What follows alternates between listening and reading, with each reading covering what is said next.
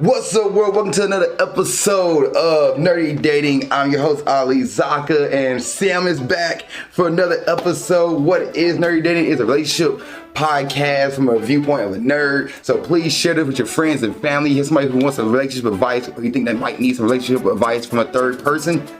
Give them the podcast. Let them know. We're also on Spotify as well, which is just Alizakkanerdydating Dating on Spotify. And let's go and get to today's topic. We're going to talk about jealousy, Lena the Plug, Adam22, and of course, TikToks and Reddit. So first off, the Adam22, Lena the Plug situation. So what it's about, Lena the Plug is a dope actress, a dope film star, and Adam22, who was once in the dope film star, but he's like now does YouTube, does a podcast. Well, his wife, who is Lena the Plug, just did a dope video with another male actor, and everybody is giving him crap for it. And he's like defending himself left and right about it. And I guess the question to you is like, what are your thoughts on that? Because to me, I think if they had a conversation, they're completely open and honest about what they're looking for, what they are in a relationship, and they're completely okay with each other, there's no problem with this situation. Like, she can do what she wants and he can do what he wants and they're fine. But it seems like everybody else is like, no, man, you're watching your whole girl, your wife, have a dope film with another male actor who people are saying is like more better looking than he is, all this stuff. Like, are you okay with that? So for me, what it comes down to is that a relationship is specific to two people. Sometimes more depending on the dynamic of that relationship. But that's, I think, the big part of it is the dynamic that is established prior to the relationship starting. If this was something that they both knew about each other and they both went into knowing this about each other and they were okay with this, those are their rules to make. That's their relationship, not anybody else's. So that being said, her filming with another guy, I mean, especially if it doesn't bother her husband, then there's no reason for it to bother everybody else. Especially since at the end of the day, she is an adult film star. That is her primary means of income. That's literally her whole job. And if he had a problem with it, of course, he has the choice of either, accepting it for what it is or moving on with his life. Right. So I just think it's so wild that everybody's getting on. Like, you can come across Twitter and anything. Like, I mentioned to you, and then you popped up Facebook and saw it immediately. Yeah. He's like, how did this happen? Yeah. I think everybody just keeps bothering him about it, which makes no sense. Like, leave him alone and leave her alone. Like, there's nothing wrong. Like, they even had Andrew Tate talk to him. Andrew Tate's like, I would not let my girl do that. Like, I'm not judging your relationship because how Andrew Tate talk. I'm not judging your relationship, but I want to let my girl do that. And I'm like, dude, get off your high horse. Like, okay, you might not let your girl do that, but if their relationship dynamic, like Sam just said, that's what they're okay with and that's what they're confined with, then it's cool. And plus, Adam even said like he was a dope actor as well, so he done stuff. He was like, I mess with different women. Okay, my wife does the same thing. I was listening to one podcast where Adam had to explain himself again. Because no dude was like, I can't believe you let your wife go out and do that. I can't believe you let your wife do that. He was like, she's a dope actress. But he goes, well, did she know the guy before she made the film with him? And she goes, or Adam goes, yeah, she chose the dude. And the guy goes, whoa, bro, not just your wife doing a dope film, but she's also select the guy to do the film with. And I was in there thinking like, that's the industry she's in. And of course you want somebody that you want. I've been listening to a podcast with dope actors and actresses, got just curious about that dope world life. And I'm like, what is that dope film like? It's like, and we listen to different adult actors and actresses. They talk about how there's certain people that have better chemistry with on camera because it makes the video better. So like, if she picks somebody she knows she's going to work well with, then it's good for entertainment that people are getting value out of that video. So my follow-up question to all this is that, you have this situation where an adult film star and another adult film star are seeing and sleeping with other people for the sake of their craft. how is it any different from actors and actresses who have love scenes on camera with other people? I just watched, what is the name? A Star is Born with Lady Gaga and Bradley Cooper. And I remember when that movie first dropped, a lot of people were asking the questions of, are Bradley Cooper and Lady Gaga actually in a relationship? Bradley Cooper, as far as I know, he's married. But when you watch the movie and you see just how powerful the on-screen chemistry is between the two of them, I could see where people would start asking those questions and start making those assumptions. But at the end of the day, Bradley Cooper's wife knew all about it. It's not like it was a secret. At the end of the day, they are two artists, and this is their craft. And they made a hell of a movie together. They did. That movie was phenomenal. Right. So that's to me, it's very similar. And I realize that, sex and intimacy can, to some people, be a little bit more deeper than just, two people acting on camera. But at the end of the day, that is still their craft. That is still their art. And I think having people trample all over it because of their perceptions of what the relationship should look like, I don't think that's fair to either one of them. It's not at all. Yeah. And to add to that, there was a podcast I listened to where a girl was asked, would you want your man to be in a movie? He's an actor, and he's got to do a makeout scene. She was like, no, I wouldn't want that. But he's like, that's his craft. You're going to take him like he can't do movies where he can't be in a position where like he can make multiple money. Like Star is Born made a lot of money. Yeah, it did. It's because his wife or his fiance or his girlfriend just said, like, I don't want you doing a movie where you have to be like in a romantic relationship with somebody, especially if you date somebody knowing what they're into before you get into that relationship. Like, you can't stop that person. I don't care if it's a guy or a girl. You can't stop that person from doing something. Like, if you're going to date a romantic actor, like he is Ryan Gosling, for example, or Ryan Reynolds.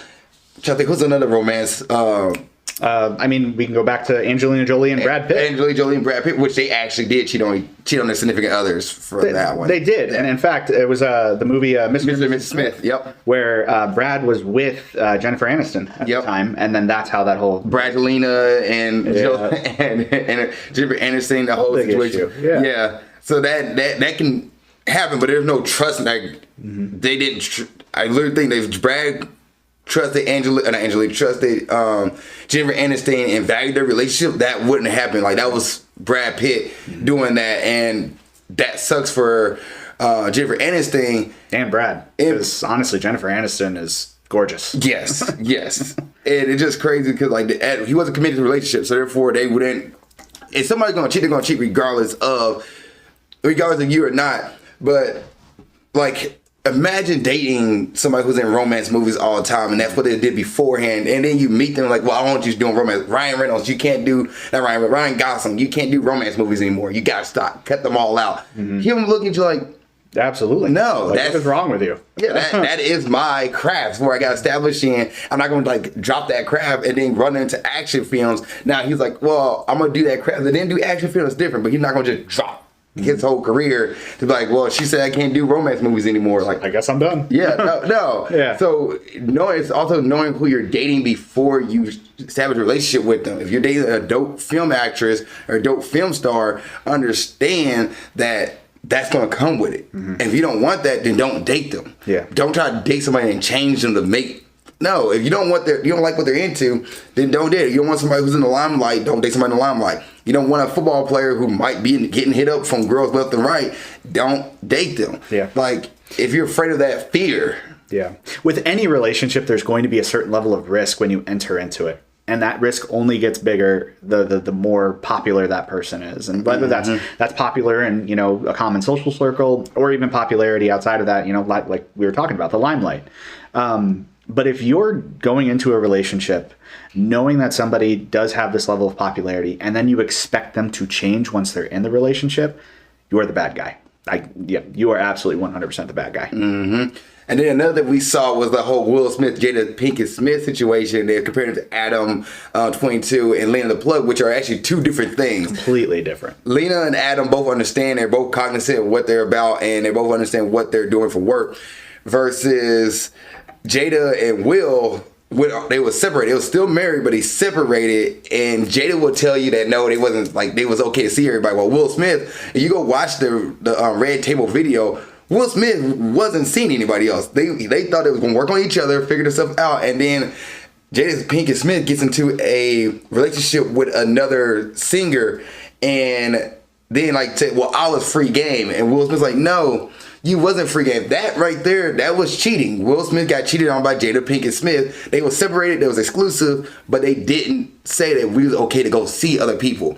If Jada said, like, if Jada and Will had that conversation that, okay, we're okay to see everybody else, then that whole issue with Will Smith looking like, that poor man. just looking so mad, and get that meme. I'm gonna put the meme picture up here. You wouldn't get that meme if Will Smith knew exactly what was going on. But he didn't. He found out later that, oh, you cheated on me with August Alsteen, whatever his name is, versus Lena the Plug, who video gets put out there. One, Adam 22 knew the video. He saw the video before it got released. And then he was like, okay, cool. Like, he wasn't sitting there hurt. Like, everybody's like, Adam, I couldn't beat Adam. I couldn't beat Adam. He doesn't care.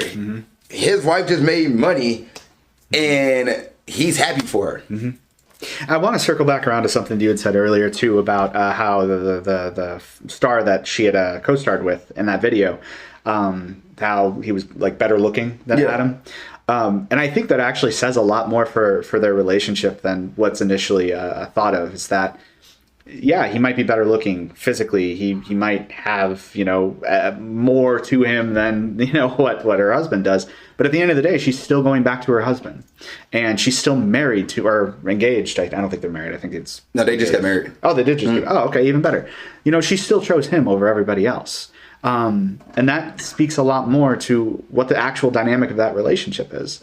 We don't, of course, know for sure. We don't know for sure what that relationship looks like. But given everything that I've seen, and I'm sure everything that you've seen, there is genuine, legitimate love there. And that, I think, is more important than anything else. They have their arrangement. They have it figured out in their relationship what the rules are. And based on what I've seen, this was not breaking a rule. Right. Which makes me come up to the topic of jealousy, because let's say Lena didn't appreciate Adam and didn't put value into Adam like he is to her, and then she goes do that. Do you think that's where I think Jennifer Aniston and Brad Pitt fell into that whole situation, and with Angelina Jolie? I don't know how I lost Angelina Jolie's name, but maybe like now I say this is right, but the jealous aspect of it, where like jealousy could creep in, because like Brad Pitt didn't give Jennifer Aniston any attention, or wasn't enough attention that could have caused her to be jealous of Angelina. If Lena didn't give any attention to Adam, where he might feel insecure in his relationship because the jealousy started rising up, then there'd probably be a problem with this. But listen, Adam was completely content with what's going on. But jealousy can happen if the other person wouldn't did this and the other person didn't feel value enough, they watch their partner do that. That security might not be there, which could cause the jealousy, and that's an issue. But how do you handle that as a partner? Be like, all right, I like what you're doing. I think a lot of people are afraid of their partner leaving them for situations like this because of jealousy and that insecure. Like, they're not secure with themselves and their relationships. They're like, I don't want my partner getting kissing another actress. I don't want my partner being around different females. I don't want my partner being around a bunch of women. I think because jealousy creeps in, that security is not there. Adam's secure in his relationship with Lena, and Lena's secure with Adam, but jealousy can creep in, which is the other topic. And how do you handle that? So I feel like jealousy is kind of secondary, and I think the other word that you're using, insecurity, that's, I think, the seed and the root of where jealousy comes from. The problem is that insecurity, most of the time, not every time, but most of the time, it starts with us as individuals. Where the jealousy comes from. And I'm going to use the Adam and Lena example, where, he could possibly be jealous of this, the male actress that she was in the video with, because he's better looking or because of that. But that is not anything that has anything to do with anybody except for Adam. That is his insecurity. And it's not Lena's job to fix his insecurities. It is Adam's job to fix his insecurities. And that applies to a lot of the insecurities that you'll find in relationships. If I'm in a relationship and you're getting jealous with me because I am having a cordial conversation with a female friend of mine, it has nothing to do with me in that case. It really is just your own insecurity that is now bleeding into the relationship and is forcing out some level of jealousy. So, when we're dealing with the topic of insecurities, it isn't fair to force our partners to fix us. That's not what a partnership is. We want to be, at least my ideal relationship, I want to be bringing my best self to the relationship. Even if I'm not at my best self in the relationship, it puts me in a situation where I don't ever want to stop improving on myself, working through those insecurities and being able to build a bond through that. That being said, I think a little bit of jealousy does have its place in the relationship. Really? Okay. A little bit. And I'm not saying to an unhealthy or a toxic level. Okay. Because at the end of the day, jealousy is an emotion. Yes. And sometimes emotions can spark action. Okay. So if you are feeling jealous of someone your partner is talking to or something like that, I wouldn't say it's right or fair for you to stop your partner from talking to anybody just because of your own jealousy, unless there is something else going on. But I believe that can be used as a catalyst to help either build a relationship with your partner, build some closeness with your partner, because again, if you can spark that jealousy into something that is positive or productive. Okay. Hey, I feel like you're talking to this person a lot. It's kind of made me realize that maybe I'm not giving you the level of attention you deserve. That's a very mature way to look at it that way. That's a different thought process. That's the next topic. Do you think jealousy is healthy in a relationship? Mm-hmm. And you pretty much said some jealousy is, and that's because I think.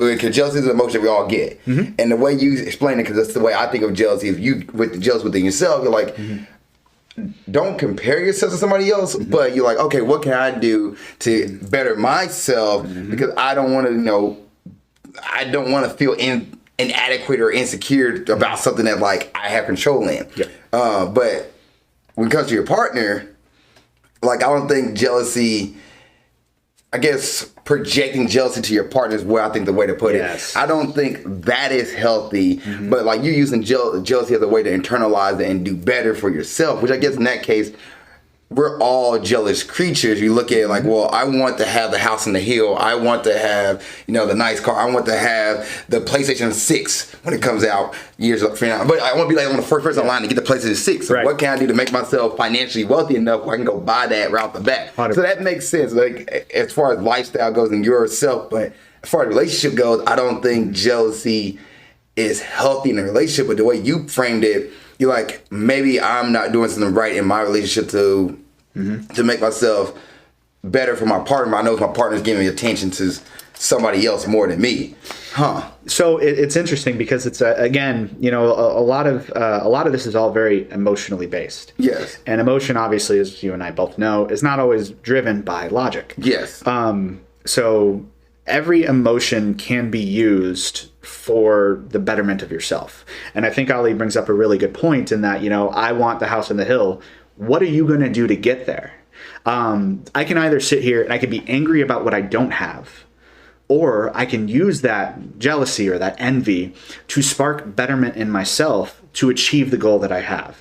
And in my example, being in a relationship, I can either be jealous of my partner talking to somebody else and then get angry and force them to stop talking to that person because I'm jealous and I'm insecure, or I can do a deep dive into what I'm doing, because that's really the only thing I have true control over is what I'm doing. Right. And again, using that to kind of identify and analyze why she might be giving attention to somebody else, having an open dialogue with my partner, figuring out what is it that I need to improve on. And then using that again to kind of build and grow and strengthen the relationship and fix some of my own insecurities. So a little bit of jealousy, I don't think is necessarily a bad thing, as long as you are not projecting your jealousy onto other people. Right, because that's one thing I see a lot of couples do. Is that they don't want, I don't want a partner walking around a bunch of women. I want my partner walking around a bunch of men. I want them to stay here with me, or I can't let them go out and do things on their own because I'm afraid, because they're jealous that they meet somebody else who's better, because they think that person's better. When your partner's committed to you, they're no, you have nothing to worry about.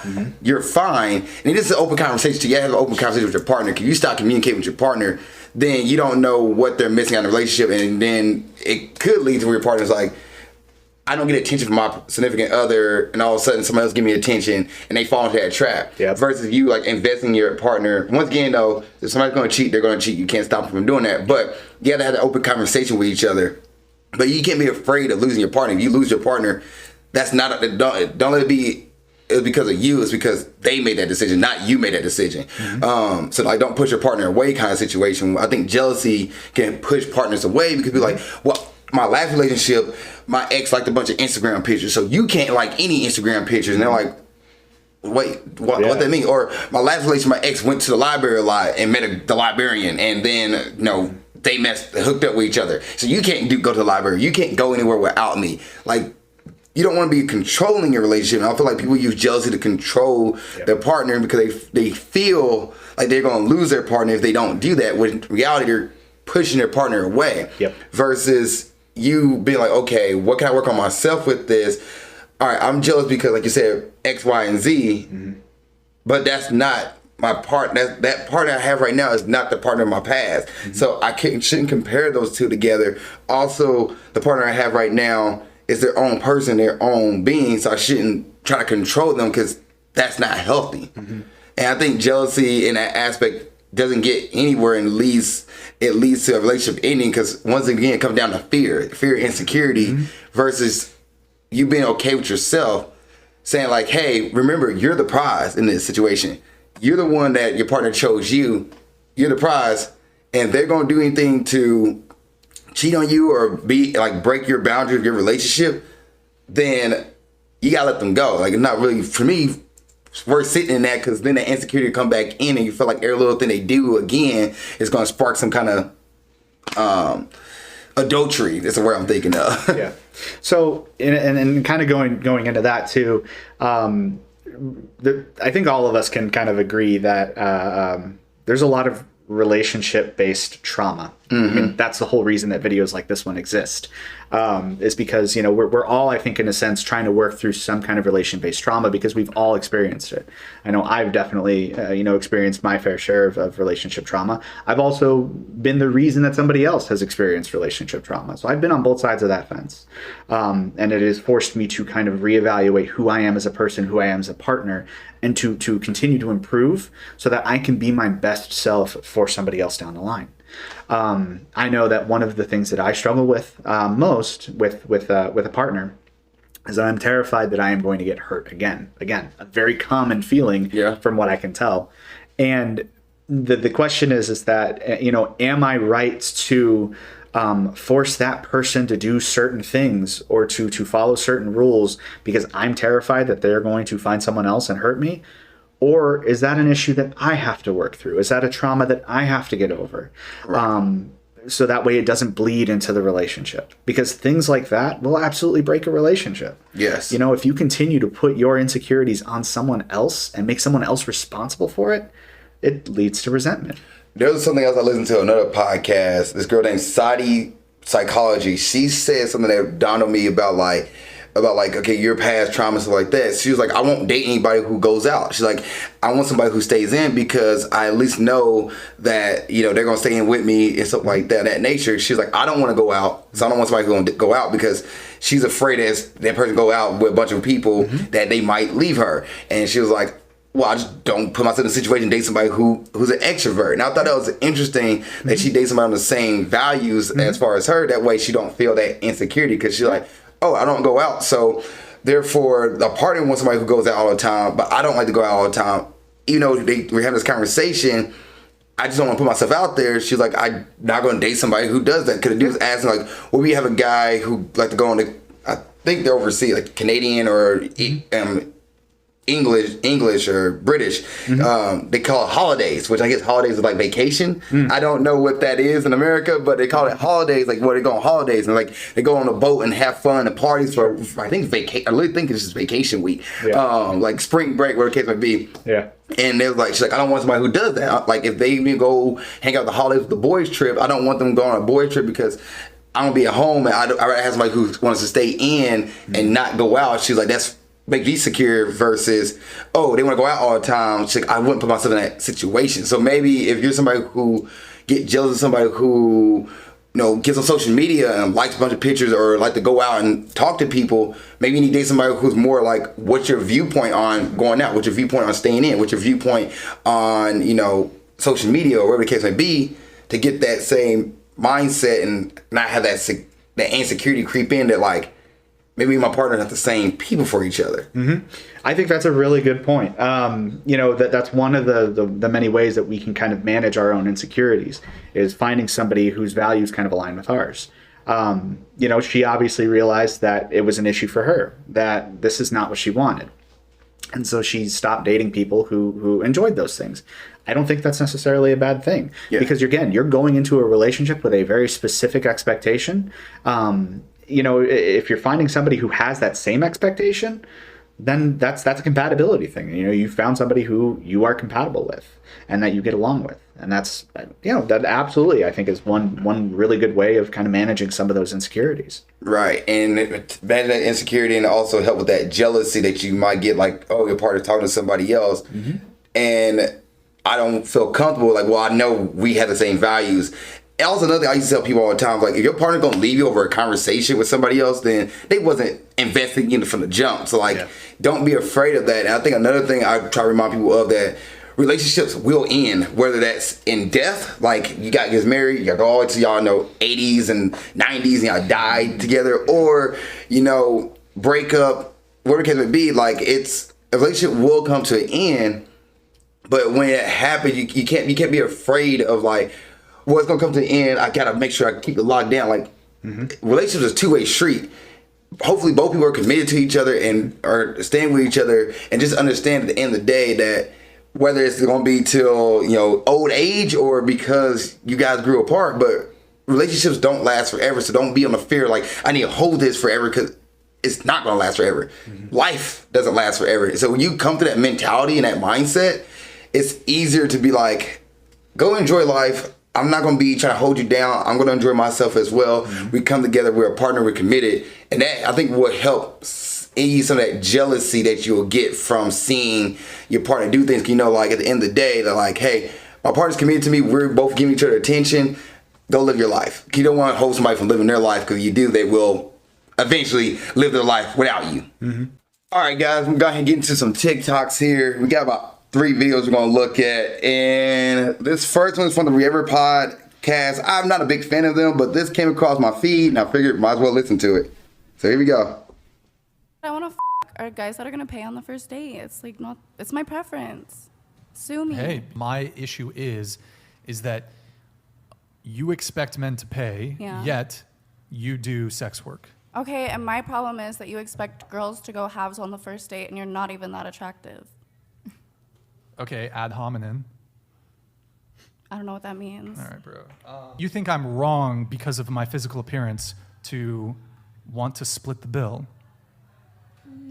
I think she was saying that. Or do you want to walk back what you just said? Do you want to let her answer? No. It's the words came out of your mouth. She's not going to defend you. Yeah, but Go my ahead. mouth goes on her so she knows what I'm thinking. So, I'm going to kindly ask you to leave. This is Sparta! Thanks for having it. You can leave. Bro, did you hide it, Eric? What a terrible person. Like, I hated that. So, first of all, she wants to make commentary about how if you're an ugly dude, that the expectation is that you pay for the whole date. She's just an ugly person. Yeah. Well, and the reason I put this video because she's also a dope actress. She's OnlyFans. So give her props for that. And he was telling her, like, why would a guy want to date you for doing OnlyFans? Mm-hmm. Well, also, it depends on the guy. If the guy doesn't want to date a girl who's into that, then don't date her. But you got a girl who wants to do that kind of stuff, then go ahead and date. Like, you got no problem with that. It's okay. Yeah. But then he was like, okay, why would you want a guy to try to date you if you do OnlyFans? But then, like, you also want to do the pay on the first date. And she's like, now, what you call it? Do mediocre, not mediocre, but ugly. Why date? Like, don't date a dude. If you don't want to. if you're going on dates purely to get a free meal, stop it. Yeah. That's not good at all. It's not a good look. If you're not genuinely interested in that guy, do not go on a date with him. Don't do it. Like, just tell him straight up, I don't find you, like, don't even find you attractive, but hey, you know, I found somebody else, or I appreciate you and everything, but it's okay, we don't like go on a date. You're not my type. Yeah. I know people don't like rejecting people, but you have to let some people down and say, hey, I maybe met somebody else, the kind of thing. Or I just know like the vibe wasn't what I wanted. Whatever way you want to phrase that today to make it sound like you're not just slapping somebody in the face, okay, go for it. But a guy would get the hint versus going on that date with that dude. You know, you don't find him attractive at all. And then, now granted, I do think a guy should pay on the first date. That's just me. And that's me too. I agree. But if you don't find a dude attractive, don't even put yourself in a situation and be like, oh, you're going to go half on a date? Mm-hmm. And I think a lot of that too is that is like a personal decision that you and I have made where, you know, if we're going to take a girl out, we're asking a girl, we're kind of in that courting stage. Yes, I am going to pay for the first date. I don't expect everybody to do that. And I certainly don't expect everybody to feel that way. That those are, again, personal decisions that we have made, standards that we have set for ourselves. Doesn't make us better or worse than anybody else. These are just how we approach these situations. But if, again, kind of like what Ali was saying, is that if you are specifically going on dates just to get fed, you're an a-hole. There's no way around that. And that applies to men and women. Mm-hmm. So. And like for her to be like, well, I know I'm on her stuff, so that way I can say what she can say for me. And I get why he told her to leave, because like she was saying something that legit, like she wasn't adding value to what was going on, and she was just trying to be argumentative. Now I would say this: he does bring on girls on there who does OnlyFans and who does like adult filming. I don't know why he does it, but that's what he only talks to. He talks to like young, like every video I listen to, none of the women he talked to are over the age of 30. He's talking to young, like 19, 21s, 20s, 22, 23, 24, 20, 25, maybe 27. It's like the oldest he gets on the girls' ages, their mindset is completely different to what they grew up with, what they seeing. So he's an older dude, like he's like probably 30s, 40s, trying to convince younger women that like, oh, this is what your thought process is wrong, but you're bringing on women who don't have the same values or mindset to what the women that you're trying to say, oh, a guy won't go for you for this. They don't care. They're looking for they're looking for the dude with all the money. They're looking for the dude with the nice cars and everything to take them out and fly them out, versus like somebody who's actually valuing your actual relationship at that point in time. So that's one thing I don't like with every podcast. I feel like he just goes about it the wrong way, versus bringing on people to have a legit conversation. You bring on people for the entertainment value. Right. You're gonna get arguments with a girl who says, I only want to date a man if he's ugly, he needs to pay for my whole day. Yeah. Well, I mean, if you're going to bring on women like that, then it's not really fair of you to expect something different. Exactly. All right. This next video here is a Stitch. I think it's Sydney Roseanne, but we'll find out. All right, here we go. I'm so tired of like paying $150 for a first date, and then you just ghost me. And the next week I'm like hurting for cash. I'm like, I could have really used that $150. Like, why did I have to? I want men who can't afford to take women out on dates to stop taking women out on dates. If $150 is too much for you to spend, then don't spend it. Don't overextend yourself in that way if you can't afford it, and then get upset when things don't work out. The second thing is that I don't know if there's some part of him that is repulsive, because to consistently get ghosted, maybe we need to have like a introspective moment and think about what aspects of our behavior are turning people off from you consistently. Yeah. Okay. So to the first point, I think honestly everything that she said I definitely agree with. If you don't have the money to be spending on big dates like that, then don't do it. That's a mistake. If you want to make a good first impression, there are a million ways to make a good first impression on a first date, while still not, spending, a bunch of money on a restaurant or other things. Look up in your area. There's always some really fun, either inexpensive or free things that you can do, that are still a really, really good time. And then to her second point, if you're consistently getting ghosted, 100%. I read something one time, if you're on your way to work and you meet an a-hole, you met an a-hole. But if you're on your way to work and you meet 50 a-holes, you're the a-hole. So yeah, again, if you're getting ghosted every single time by multitudes of women, you're either picking the same type of woman every single time, which again is a you problem, or there is something actually wrong with you and it's something you need to fix. Again, a you problem. Right. So, introspection. Look at who you are. Look at the people you're picking. If you're struggling in the dating world because, you're getting ghosted every single time, start looking at some of the things that you do. Start looking at some of the things you say. Watch Nerdy Dating to get an idea of maybe what you're doing wrong. And I agree with you guys, both of y'all. Like, one, maybe you're going on a date and then you're complaining about the bill. Like, you ever think about that? Like, oh man, 150. Okay. Like, if you say something like that, she gonna look at you like, what do you mean? Or you take on a date and then you like, all right, go show this fancy date all over the place, show this whole city. So this is the expectation she has of you going forward that you can't keep up because you are like, well, I'm going to show her the world right off the bat. I'm going to give her all this. Like, go to a fancy date, dinner, $150. And then the next date you go from $150 to $20 at like a, I don't know, like a hole in the wall restaurant. And you're like, she's like, what happened to the fancy stuff? Oh, that was just the first date. I just, and like, you're broke and she can see that. She's not going to be a part. Like, you set this expectation of what dating you looks like. Mm-hmm. Think about that. Your first date is literally like an introduction to you. You're opening up the world like, hey, this is what dating me looks like.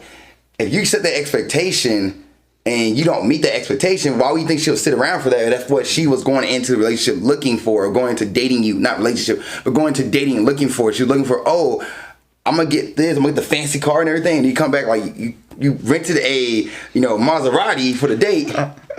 And then you come up in a Toyota, you're like, what happened to the Maserati that you just had last week? Like, that's honest. Yeah. And so therefore, like, if you put on a front that you like, oh, you're a big baller, you do this and this, and then she sees the reality of who you are, a week from now or 2 weeks from now, she's not gonna stay around. Like, nobody wants to be somebody who's dishonest. So be yourself for one. If you can't afford a $150 date, don't do a $150 date. Mm-hmm. Do something that make you like, hey, I love this spot here. I'm gonna take you to this spot.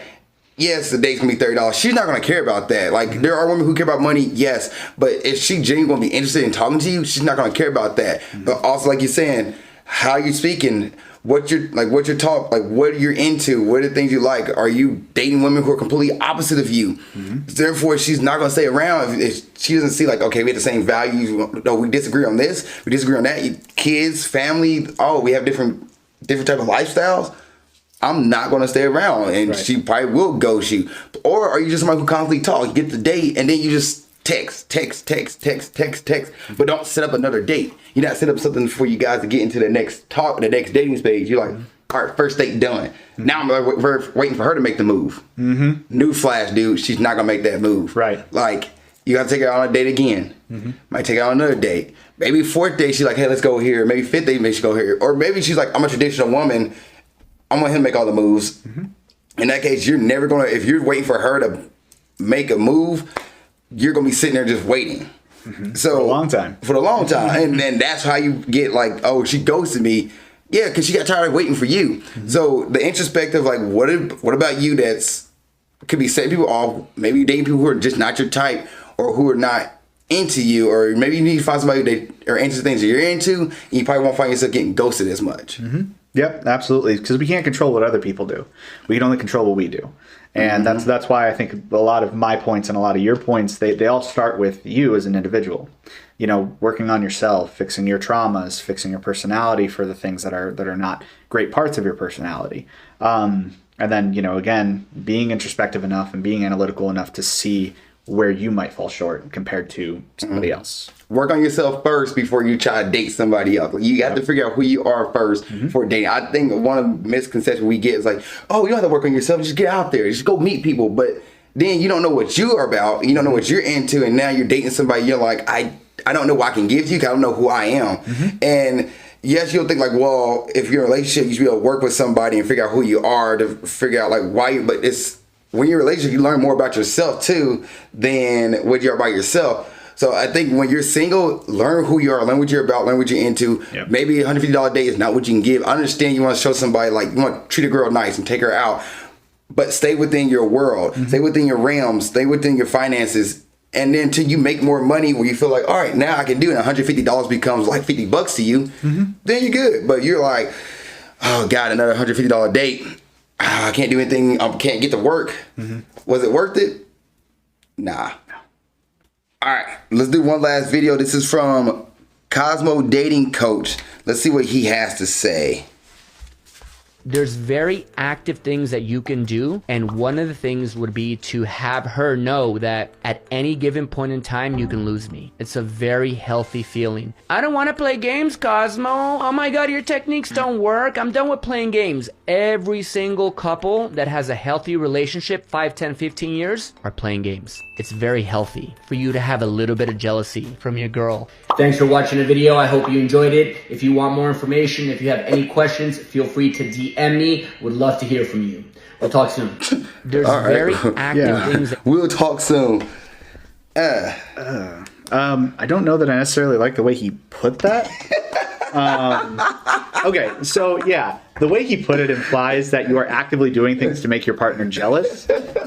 Playing games. Yeah, I hated that. Like I said earlier, like a little bit of jealousy I think is okay because it can act as a catalyst to help you with self-improvement and to help you kind of get over some of your own issues. That, on the other hand, that is manipulation. That is using jealousy as a means to get something you want from someone else, and then that person doing it to you in return. That's not okay. That's toxic. That's toxic as hell. I would never want to be in a relationship like that. That is absolutely awful. Yeah, no, healthy couples play games with each other. No, healthy couples don't play games with each other. I can't think of a healthy couple I talk to and was like, oh yeah, no, I make sure that I do certain things. Talk to a woman over here so that way she gets jealous of me because jealousy is healthy. Make sure she don't lose herself. Like, one, I mentioned this earlier. Relationships end, so you can lose somebody at all times. That's part of it, but also commitment and trust comes into. That's a big piece of relationships, commitment and trust. Yeah. To know that, like, okay, I could lose you, but hopefully I don't lose you. And hopefully you feel the same way about me. Like, we don't want to lose each other, so we won't keep investing in our relationship. Keep investing into your relationship. But if you do the same where you stop investing because you want to make them feel jealous, yeah, that person's gonna like walk out. Like, you're gonna lose your relationship doing playing games. Yeah, and like you said, jealousy can be helpful internally for yourself, but it's not going to be helpful like when you project it and push it on somebody else. Or you try to make somebody else jealous because you're not jealous, but you want to make sure they jealous. I'm gonna make sure they feel that. Like, nobody wants to be around for that. Right. And maybe maybe a couple you just like, I don't know. Maybe that's your dynamic. But if you're finding yourself fighting all the time and you think that's healthy because you think, oh well, they fight, they love me, or they're jealous, they love me. No, you'll find yourself in a bad situation, a very toxic relationship. So jealousy to me is not like, in this aspect, what he put it is not healthy when you project it to your partner. Yep. Like, not at all. And so it kind of goes back. Okay, we've all had, or most of us, I'm sure, have had a couple bad breakups. At the very least, we've had one bad breakup. And in those situations, the common trope is that, you hit the gym. You get in a really bad breakup, you hit the gym. That is a form of jealousy and anger that has sparked a change in you. It has become the catalyst that has led you to the gym for the process of self-improvement. So that's an internal thing. You identified an issue, you wanted to make a change to make yourself better. What that is that is taking a feeling that you have, and kind of like what we talked about, projecting it onto somebody else, making it somebody else's problem to either fix or to deal with. Toxic, abusive, manipulative, like that is absolutely terrible. And he's a scumbag for even suggesting such a thing. And he's the dating coach. Right. Yeah, don't listen to him. He's a bad coach. That is not. Yeah, that's the kind of coach that'll like beat your ass in the locker room because you fumbled the ball during the big game or something like that. Oh my God. Like, I don't know. That seems bad. One thing I want, like, with these dating coaches, like, I want to know, how their relationships are. I want they put their relationships out there. Like, I'm going through this. What's it all about? It's like only one person I listen to where they're like, well, I guess there's two people I listen to where they're like, I'm married. This is how my relationship handles. This is how our dynamic is. Another one's like, I was in a relationship ended. No, they honest about what they're going through. Another one, she's like, I'm single right now, but I have a kid. Like, they're honest about when I hear people like this. I'm like, who hurt you? That, but also like, what's your relationship like? How strong is your relationship? Are you? Maybe you find somebody who wants to be jealous, make you jealous. Like she's like, I'm gonna go talk to so and so. I know it make him jealous over there. But then like, do you want to constantly have somebody? I feel like look over their shoulder, like be like. Insecurity is not sexy. Nobody looked at insecure like this turns me on when you get so insecure. I've never heard somebody say it to me. And if they do, never. They're absolutely terrible people. You should never ever be anywhere close to those kind of people. Right? Because they're gonna do things make you insecure. Like, oh, I just like it when you get a little like. No, like, why would put yourself in that situation? If you date somebody who's not a jealous person, don't try to make them jealous. Because one, they're not gonna get the reaction you want out of them. They're like, oh, babe, I like the way you dress. Keep it up. They're not gonna be like, you probably should cover up because I don't want you out. No, like, I want to see you look that. I've said this before. Like, I want to see you dress a certain way. I'm dating because you're dressing like that. I don't want to date you and also you start like covering up because relationship that doesn't like. Wait a minute. But then that girl over there walks this way and I see her. I'm like, wait, why can't I get a little cleavage? Like, just being honest. Like, to me, if you know your partner like a certain thing, instead of like, oh well, I don't want to do that because they're gonna look elsewhere and then you get insecure. Well, how can they look in elsewhere? Well, I said. I like when you dress a certain way. Now, if I knew you dress a particular way prior to our dating, I don't want to, like, I'm not going to expect you to change. I probably, this going to sound shallow of me, but like, I know what I'm into, so I'm not going to really I'm not going to date somebody who would put them in a situation where I'm like, hey, I know you like to cover up your arms. I like a little arm sleeve. Like, like, all the same thing for me, like, I'll tell turtlenecks. I'm trying to go find a turtleneck because my girl thinks that's sexy. I want to like dress and wear for a turtleneck, date night turtleneck. Like she finds it sexy. I want to make sure I want to look good for you. Like that's just me. I don't want her to be like, well, the dude over there, like I like how you dress his turtleneck. Like, and I guess that could be a little bit jealousy. But you see that and you're like, okay, that's what she's into. That's her style, and she's dating me, and my style is nothing wrong with me wearing a turtleneck. I've done it before. Like it's a style. That's what she's into. I want to dress up for my girl. I want her to look good. Like, hey, babe. I got you, babe. So, to me, back to that thing about jealousy and insecurity. You don't want to make your partner insecure. Make your partner jealous. It's not healthy.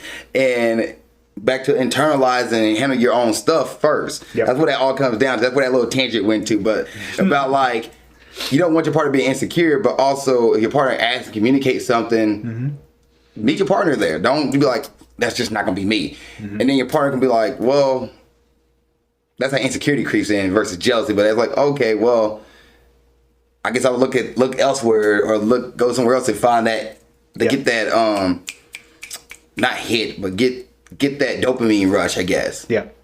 Which that could lead to a whole like. That's a whole nother issue. Yeah, and like I'm talking about Instagram liking, but like my whole thought process on Instagram liking and stuff like that. But that's a whole nother conversation for a whole different day. All right, let's go ahead and do some Reddits and talk about jealousy in that aspect as well. All right, Reddit time. So the first one here is, how can I stop getting jealous when she mentioned other guys? He needs advice.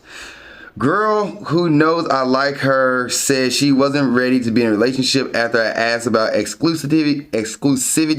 She said she just got out of an 8-year relationship and isn't ready to be back into a relationship. I told her I couldn't be just a buddy with her after we had sex, etc. And she cried because she didn't want to lose me. So now we are in a weird spot. Okay, this is a very valid start. She always says she doesn't know what she would do without me, or she could see us dating in the future, possibly. I'm the only guy she has let around her daughter, etc. Okay. But she still is on Tinder and talking to other guys in person and telling me about them after I asked her not to, as I like her way more than a gay friend tells me about boy issues. Okay, we have been talking for 6 to 7 months now, or 6 to 7 months. How can I get her to choose me, or how can I best handle it when she brings up other guys? You want to go first, or I go first? She told him, I'll take this one, because that kind of frustrates me. She told him, from the sounds of it, from the start, like she wasn't ready to jump into something exclusive. So she made her expectations very, very clear. He's like, yeah, that sounds great. I like this girl. She had sex with me. Now I'm obsessed with her.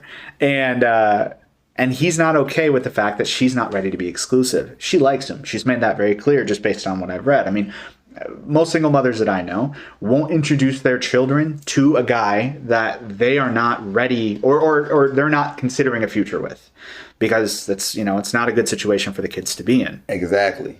So the fact that she did all of that speaks very highly for who this guy is to her. But she was just in an 8-year relationship. And most people, when they've been in a relationship for that long, it's typically not like a very clean break. It's usually there's a little bit of a drama involved in some of that.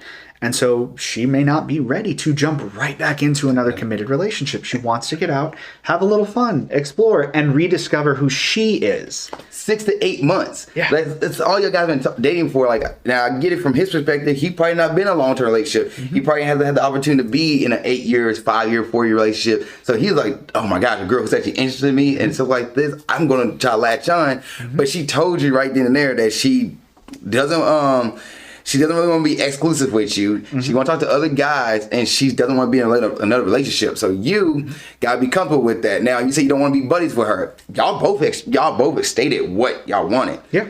You need to leave. Now she has you on her roster because she wants to have sex.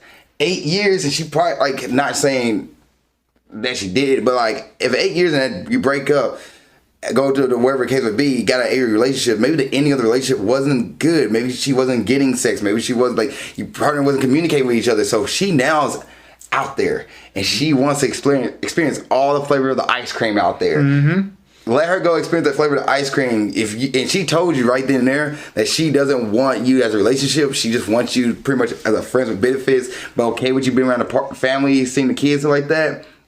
Cool. You can be a friend with benefits with her, but don't expect anything more. Mm-hmm. Move on. You're going to get jealous, and is that what you feel like? You're going to get jealous of her talking to other men? Then you need to get away from her. Yep. Say, hey, I don't want to be your friend, which you already told her that. You don't want to be her friend. Live by that. Mm-hmm. Go away. You want to hook up?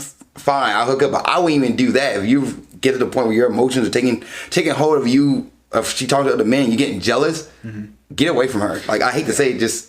That's a compatibility issue. Yeah. Because you're in a position where you need a long-term relationship, from the sounds of it. She's in a position where she doesn't want that at all. Mm-hmm. She needs to be, kind of free and the ability to go out and explore. And neither one of them are, from the sounds of it, inherently bad people. Yeah. He's not wrong for feeling the way he feels. She's not wrong for feeling the way she feels. It is very simply a compatibility issue for where you both are in those walks of life. It's almost like a reverse flip here. An Uno flip, because normally the guy's the one I'm just not ready to commit kind of thing. And then the girl's like, well, we just had sex. How come we're not ready to commit? Yeah. It's almost like flip. He had sex. He's like, okay, we're moving forward to something. And she's like, no, I just got done with a relationship. I want to be, I want to have my ice cream and eat it too right now. Mm-hmm. Your ice cream, I get to eat some, but you're not the only ice cream I want. I don't want Oreos right now or chocolate chip. I want strawberry, vanilla, chocolate chip, a little raspberry. Rocky Road and there. Yes. I don't want all that. So I'm going to go explore. So as being chocolate chip, you need to go and say, I'm out. And come back when you ready to establish a relationship. I'm still single. I'm cool. But if not, I'm going to leave. I'm going to remove myself because you mentioned that you are ready. Don't feel comfortable with her talking to other guys. Then you got to go. Mm-hmm. Absolutely. He said, how can I best handle it? We just leave. I think you need to step away from her.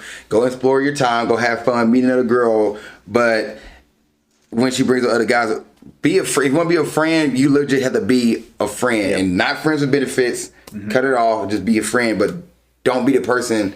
She comes to you for advice, but don't kill her. Don't give her bad advice because you want I'm the guy for you. No, She got you in the friend zone. Yeah. Luckily, you're friends with friends. You're friends with benefit in the zone versus just friend zone. Yeah. So and I would even go as far as to say you are actually the one she would want to be with. Just she's not at that place right now. The problem is one, have enough self-respect. Don't let yourself be on somebody else's roster as a backup. Mm-hmm. But the other thing too is that again, if you can't be around that and that's not something that you can tolerate, then you have to just cut it off. Don't present it as an ultimatum where you need to commit to me or, I have to leave. You simply just have to be the bigger person and make that choice. And it's like, look, this is where you're at right now. This is where I'm at right now. I can't do this without you and I being exclusive. You don't want that? I'm going to step away. Step away. It is what it is. All right. Next one here. Getting jealous of people in my life who go on dates and are in relationships. Just venting. Does anyone else get jealous of friends and siblings when they go on a successful date or if they are in relationships? I'm 24 female. I've just been so unsuccessful with dating. I feel so bad to admit that it generally makes me sad and angry when people in my life are doing so well romantically. Anyone else feel this way? Of course, I'm happy for them and I would never wish them bad luck, but it's hard out here. Dating is not easy. No. It's not supposed to be easy, especially if you have standards and preferences. You're going to make dating harder for yourself. Now, I was the one in my friend circle, I was a single one. Like, I was the one who could not get girls to save his life in high school. And then college, things kind of changed when I just kind of like stopped caring so much about like dating. And then I started learning about psychology of dating and started learning about like, okay, what things that like women are into, what are things that guys are into, what are like how to be a successful guy, or because like I started reading books and listening to podcasts to open up my world about it. And so I knew what I wanted, but also knew like certain signs to look for. But by also listening to podcasts, I learned that and reading books that like I'm not the only one struggling with dating. Yeah, there's other people out there struggling with dating too. It's not easy, and I say this over and over again. You're not made to date 100,000 people now. 100,000 people are not for you. Yep. You're looking for the best person that fits you, which is one, or if you're polyamorous, maybe 2 or 3. Like, you're not trying to date the whole world. Like, every person on this planet is not meant for you. So it's okay that you're 24, still young, probably just finished college. People who just finished college still don't understand what they want to do in life. They're still trying to figure it out. It's okay. And if you have a certain standard, well, like I like, somebody who is considered a traditional person. I want somebody who's more modern. I want somebody who's goofy. I want somebody who's more in fitness, or whatever case your standard is. Like, yeah, it's going to be harder for your date. If you just throw away your standard and say, I'm going to sleep with anybody I want to, then you won't find a problem hooking up. But you're finding somebody who's on the same committed values as you, yes, it's going to be hard. Yep. And I want to go back to something you said earlier, too, about how, there's one person out there for everybody. And yeah, I think like you are meant to end with one single person. But I think that there are multiple people that are meant to be in your life for certain phases of your life. Some people are there to teach you some of the better things about yourself. Like, okay, this is, starting to develop who I am as a person. There are other people there who, unfortunately, are meant to provide character development and growth. And that's not always comfortable. In fact, most of the time, it's pretty painful. But there are these people that you're going to date throughout your life that are meant to help you grow as a person. And they are the right person for you in that moment. Doesn't mean they're always going to be the right person. It doesn't mean that you're going to end with that person. Dating is really difficult. And it really is tough to try to find that one person that you are meant to be with in that moment. But I think in situations like this, I think it's also important to identify, is it jealousy or is it envy? I believe, in my mind, envy is when you appreciate the fact that somebody has something that you don't, even if it's something that you desire. Like, she desires to go on dates and have good dates and have a healthy relationship, and everybody around her has that. Where I think it changes is the part where she says she is angry about it. And that is where we start to dip into jealousy, which on its own is not inherently wrong. But I think she's not getting that introspective part. What am I doing wrong? I think it could, again, don't know anything about her situation, don't know anything about the dates that she's been on or the relationship she's been in, but at first glance, it could very well be a situation where she is just dating the wrong people. Yeah. When people are in that position where they are so desperate to find someone, they're going to forget a lot of those standards that they have in place, and they're going to date anybody who comes along. And when you put yourself in positions like that, you're opening yourself up for pain in dating. Because you're going to find people who don't meet those standards. You're going to expect them to want to meet those standards for you, and you're going to expect them to change. And then when they don't, you're like, oh my God, they're not good people, and I got hurt again. That wasn't their fault. You knew who they were when they went into this. If you're expecting them to change, they're not going to, and you're going to wind up hurt again. And there's also a flip side to that too. 'Cause I agree with you on that point. You're out of getting hurt because you don't have the introspective. So maybe you're not keeping that standard, but also you can be at her too picky too.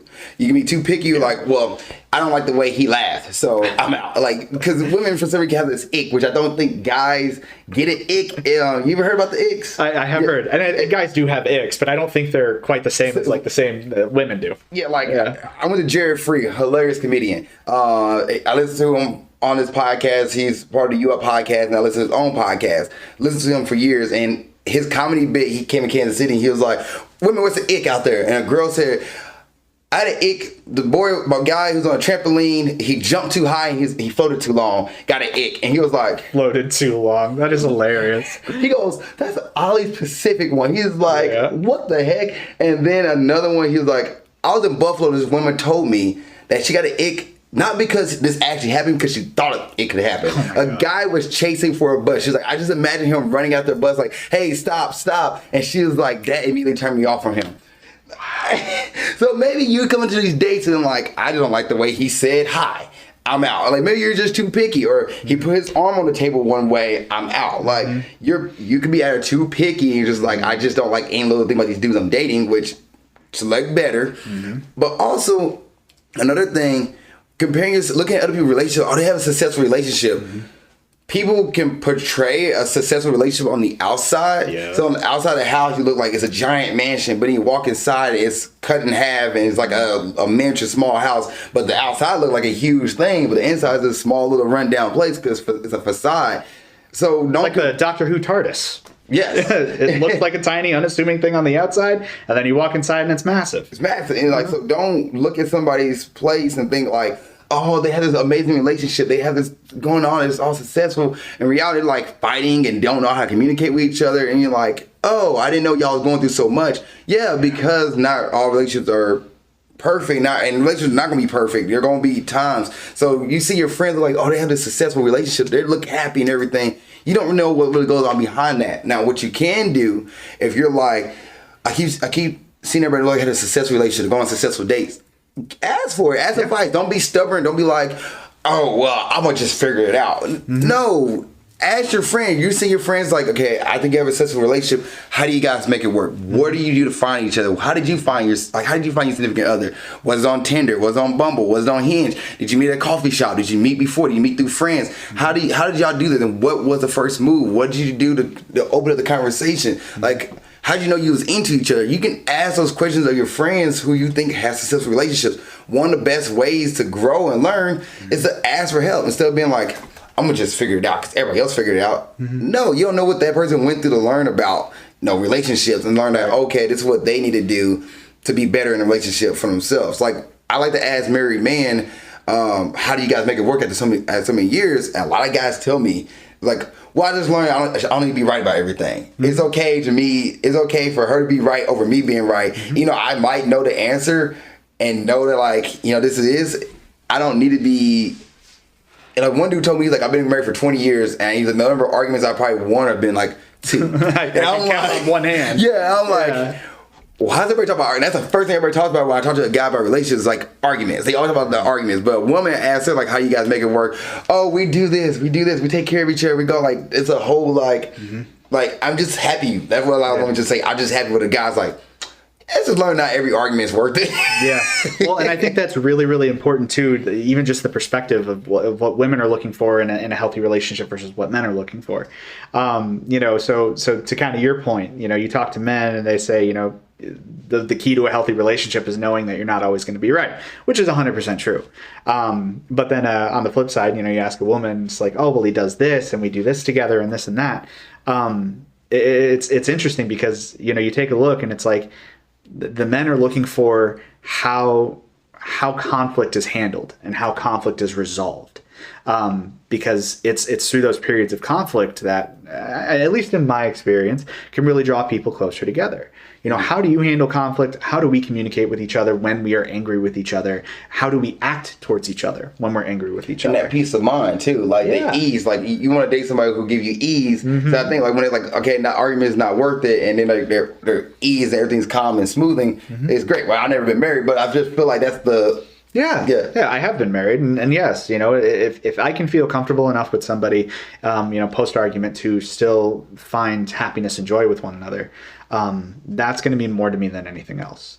And then on the flip side, you know, it sounds like in your experience, at least women are looking for somebody who continues to make them feel special, even after the initial honeymoon stage is worn off. You know, years and years, decades into a relationship, a man is still making me feel special. He's still going out of his way. He's still making that effort. So I just think that's kind of interesting, like the difference between what men think and women think. So for her, I think like her best advice is ask those couples you think successful, and then maybe check your list. Maybe like look at your standards. So good points. And one last thing to say on that is that we talked a little bit about comparison too. Comparison is the thief of joy. You never want to compare you to someone else. That's why it's important to just ask, what are you doing to make yourself successful in this? Don't just continue to compare yourself to others, because you're going to continue to feel bad about the situation that you're in. All right, last one. How to best handle a girl who is talking to multiple men and not come off needy or jealous. I need advice. Girl I met off Tinder, have been casually dating, Girl I met off Tinder, have been casually dating, make it clear we are single after months of hooking up, but she mentions hanging out with guys she just meets as friends, and also says me and her are friends, but she isn't sure what the future holds. After I asked her for I cannot say that word. Exclusivity. Thank you. Read this again. It's a word. His writing is Tinder. You read it out loud. You want to? All right. So the girl I met off Tinder and have been casually dating makes it clear we are single after months of hooking up, but she mentions hanging out with guys she just meets as friends, and also says me and her are friends, but isn't sure what the future holds after I asked her for now I can't say it. You're a carrier. Damn it. Exclusivity. Why is that so? The certain word that tripped me up, and now you guys know what that word is. Say it 5 times fast. Go. Okay. How to best handle a girl who's talking to multiple men and not come off as needy and jealous. Know your standard, man. Yeah. Know what you're about. Know what you're about. Be confident. Mm-hmm. Yeah. She told you right there she don't want to be exclusive. She okay with dating around, speaking to different men, saying they're friends. Like she don't know what the future holds. At this point, she's having fun. She's like existing through life. You're hooking up for multiple months. So after months of hooking up, so you're not in the friend zone. You are in friends with benefits. You're in a situationship, and you brought up that you want to be exclusive. Guys, they will ride that situationship as long as possible sometimes. Yeah. So the fact that you are bringing it up that you want an actual relationship, good for you. She doesn't want that. Okay, it's time for you to leave and say, all right, I don't want to, unless you want to be like, I'm down with being in a situationship, and I'm down with you, talking to other guys and hooking up with other guys, that's fine. If you're okay with that, which you're not, you just ask, how can I not come off needy and jealous? It's not what you're looking for. Yeah. So don't put yourself in that situation. Oh, but Ali, she does this and she does that. We hang out together, we go to movies and we do all this stuff. That's fine. You can meet another girl out there who does the same things and who actually wants a relationship. And she can just be just as gorgeous, just as beautiful as this girl is here. So you don't have to sit here and be like, this is the one I want. Watch, get back out there, you'll meet somebody else who matches the same things you want and have the same goals and values as you too. That they want a relationship, they just don't want to be a hookup. Because the fact that you're in a situationship for, months and you're haven't asked for that until now, and then you're like, okay, I think I found the one I want to wrap it up with and hold it down. Let's hold it down together. She doesn't want to hold it down. She wants to keep dating around. compatibility issue. Yeah. And the longer you sit there and try to make it work, the more you're going to miss out on outside of it. So many situations like this where we continue to try to force force a relationship with somebody who doesn't want a relationship. We have so much energy and focus poured into that one single person that isn't reciprocating that energy. So you are literally just giving away and not receiving anything in return except for, the occasional hookup here. Instead, take that energy, reapply it to you. It's a crazy phenomenon that happens in the dating world, but when you're actively looking, it is so difficult sometimes to find somebody that you are compatible with and that you can, enjoy life with. But the minute you stop looking, it's like they come out of the woodwork. Man. Yeah. There was another episode where a guy was talking about, like, it's crazy you get in a relationship with a girl, also all these other women come out of nowhere, like, try to talk to you, or you just mind your own business because you're not thinking about it. You're minding your own business. You're building yourself up. You're investing in yourself, having fun. Like, all right, I'm going to go live my life a certain way. I don't want to sit there and focus so much on women. And then all of a sudden you meet a girl like, where were you at 2 months ago? Right, exactly. I've finally, now that I'm comfortable. So it's an interesting really phenomenon where you become your truest self when you stop caring so much about what other people think. When you're active on dating apps and you're actively doing stuff like that, and I'm not saying it applies to every situation, but generally speaking, you're putting yourself out there and you are trying to make yourself seem as appealing as possible, which can sometimes pull away from who you actually are. For example, I know that maybe not the case now, but I know, years and decades ago, being nerdy wasn't cool. And it was, a lot of times it was a turnoff. Thank God that we've kind of hit this spot in society where nerd culture is back in, and it's mainstream. It's like, mainstream. Yeah, I've literally asked other nerds. I was like, "How do you feel about the word nerd? How do you feel about the word nerdy? What do you feel about getting called nerdy?"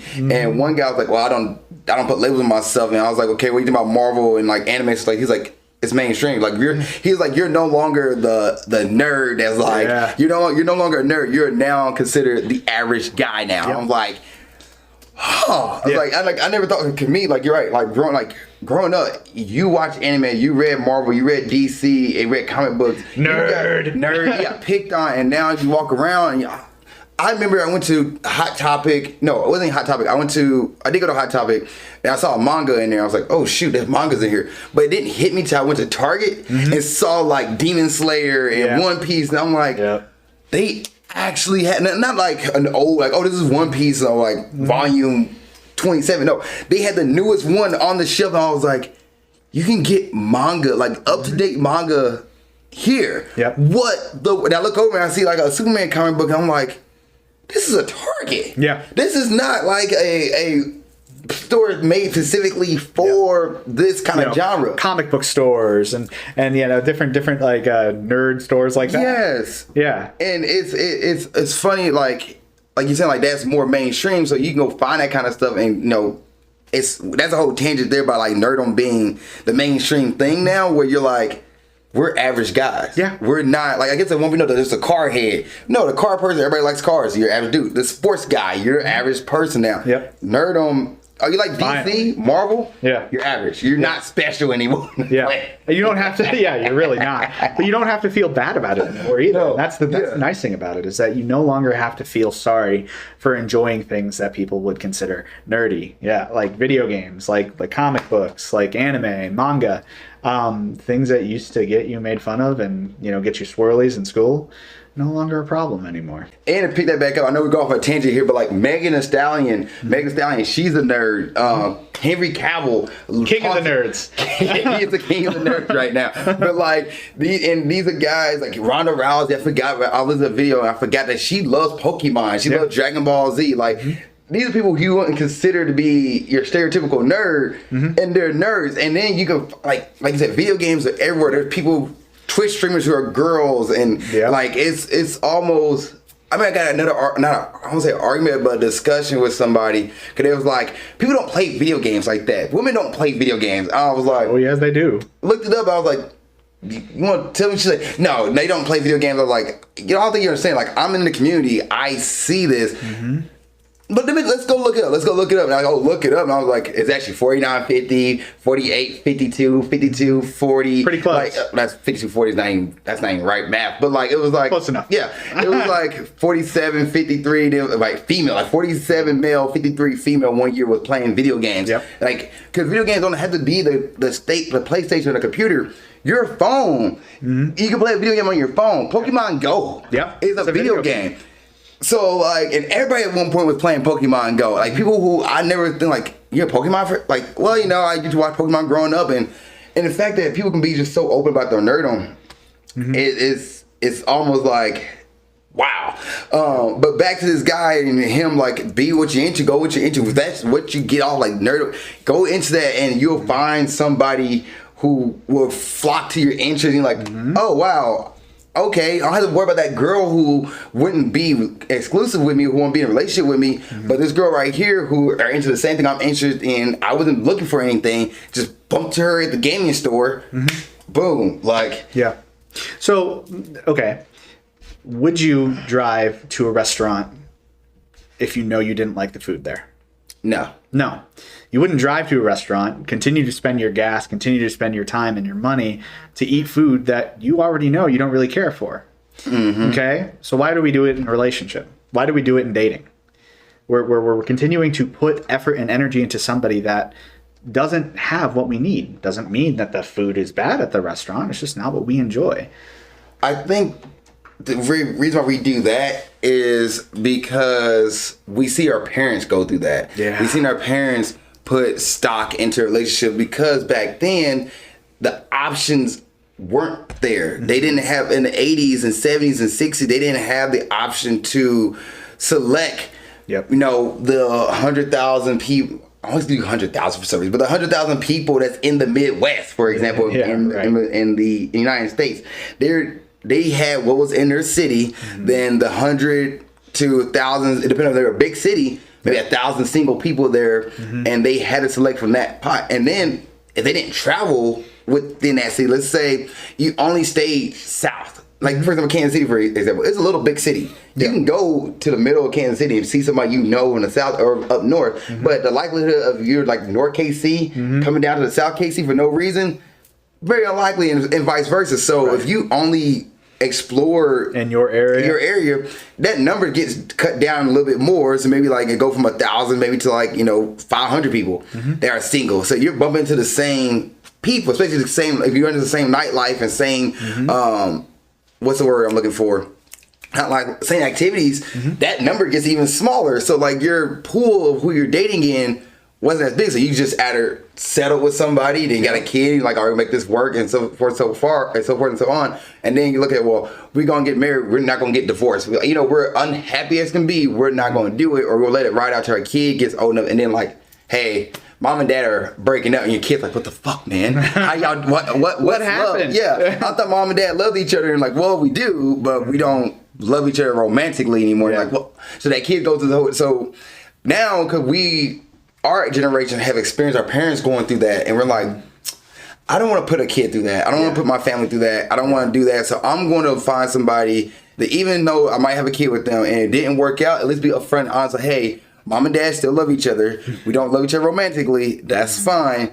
You know, here's some advice for dating when you come time. Like, you don't have to be locked into a bad relationship just because you feel like you were forced to do it, right? Versus back then, they saw what their parents did, and they stayed in it regardless that mom got abused by dad, and dad would just, you know, take it out on mom in frustration. Not trying to say anything bad, but like frustrated, just yell at her. So you hear mom and dad yelling all the time. Like, well, I guess that's what love's supposed to be. And now you get older, and now the world opens up thanks to technology, thanks to dating apps, thanks to podcasts, thanks to books, where people are like, no, you don't have to stay within that. You can still find happiness, but still respect and love the person that you was dating. But you can still find happiness that you need and the need that you want nowadays. So that's why I was like, why people don't sit in that, and the options are open for everything, because you don't have to stay in it anymore. You don't have to continue to force yourself to be unhappy to try and find happiness, which is not something I think anybody should do. And that is very prevalent in the last generation and a lot of the relationships coming from their last generation. And here we are now trying to undo a lot of that societal damage that's been done to us. The expectations that you have, like love is fighting for the person you love, which it is, absolutely. But if all you guys are doing is fighting all the time, there is some kind of inherent compatibility issue there. And that's why like people stay like, well, I'm not going to be selective because my parents went through this. I'm going to guy and do the same thing. And like, I'm not happy, but I'm going to make this work. And you're like, but why? Like, at the end of the day, another thing to think about, back then, you needed a relationship to survive. Yeah. You needed to financially get through life and everything, versus now, you technically don't need. I don't know about that. Well, like you can find ways to make money. Like you can do, like, for example, YouTube. If you can find a way to make it big in YouTube, or you can make it like go to another job and make more money. Like, you don't have to really be relying on somebody else financially to get you through. It'd be nice, but it's not the end all be all. Like, I can't live my life unless I have a partner there feeding money into me. No, you can go live your life, feed money into yourself. Yes, you might not have time to do all the things you want to do, but you can make it work, and especially with like equal opportunity and equal rights and women's rights and all the things that because we want everybody to be equal, we want everybody to be happy. So you're not forced to be in a relationship based on financial status. You can go do the things that you want to do. So that's why another reason why people like back then they didn't give they thought they stayed in it, versus now you don't have, like, a lady does not have to be said, you need me as a man to provide everything for you. Right. No, she's like, fuck you, I'm about to go.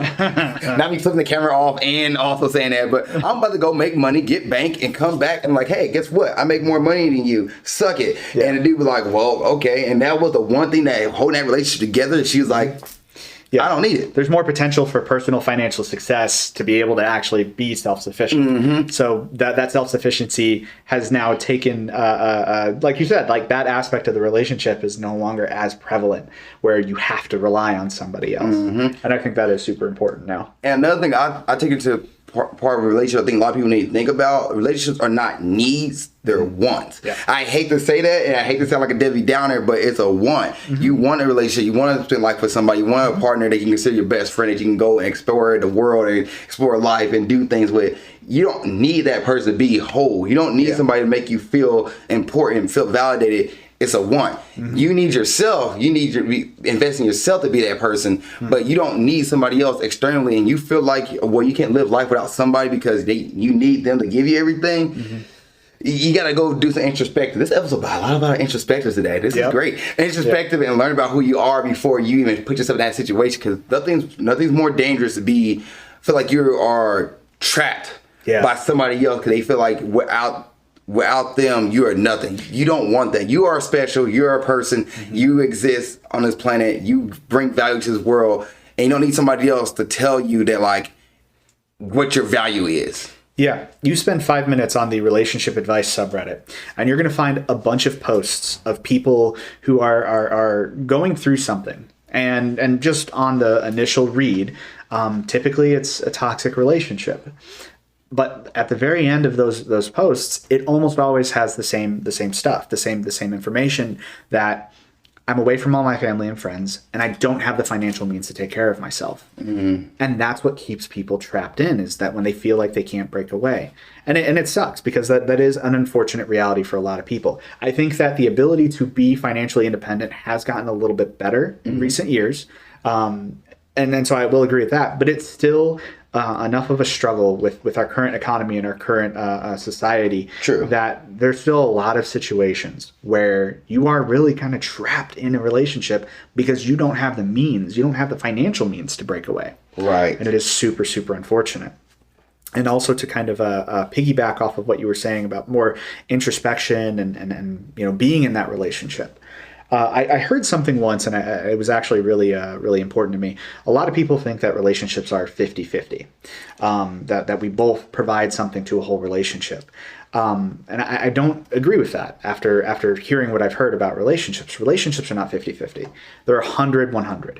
Both people should be putting, especially since it is a want, we've established that, you should be putting everything that you have into your partner if it is a serious relationship. And you can't do that unless you know who you are. Nobody's perfect, and nobody is going to be able to put in 100% every single day. Yep. Yeah, right.